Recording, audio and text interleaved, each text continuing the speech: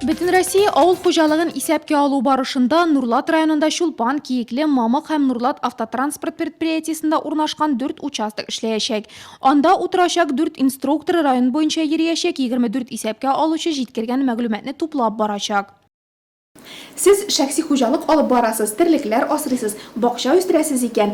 1 июльдән өегезгә менә шушындый кыяфәттә кеше килеп керсә, куркып калмагыз. Бу исәпкә алучы.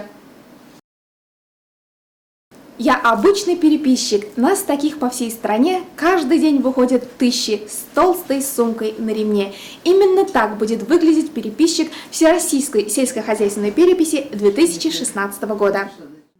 Қалын дәфтәр, ручка, баш киеме һәр вакыт элемтәдә булыр өчен телефон, қалын сумка, бер караштан аларны хат ташучылар белән бутарга мөмкин.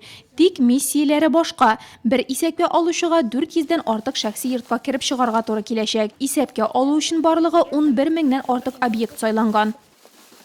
Бүгенге көнгә Татарстан констоварлар кайтты, кепкалар кайтты, жилетлар кайтты.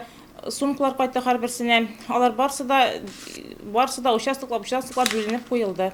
Сельхозперепись безнең 8 категорияга бүленә. Алар сельхозпредприятиелар, микропредприятиелар, КФХлар, ИПлар, дачалар. Дәүләт әһәмиятендәге бу масштаблы чараны уздыру өчен Нурлат районына 800 мең сумлап акча бүлеп биреләчәк. Моңа исәпкә алучыларны һәм инструкторларны йөртү өчен транспорт, участокларны саклауга тотылачак чыгымнар керә.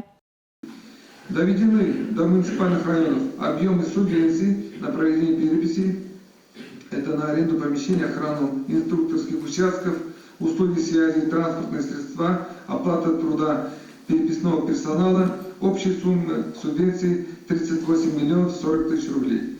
Соңгы тапкыр 2006 елда уздырылган исәпкә алу яңа программалар, милли проектларны гамәлгә ашыруга этәргеч булды. Әмма еллар үтү белән күп кенә күрсәткечләр үзгәрде ди белгечләр. Быелгы тоталь тикшерү юбилейга туры килә. 1 тапкыр авыл хуҗалыгын исәпкә алу Россиядә моннан 100 ел элек 1916 елда уздырыла.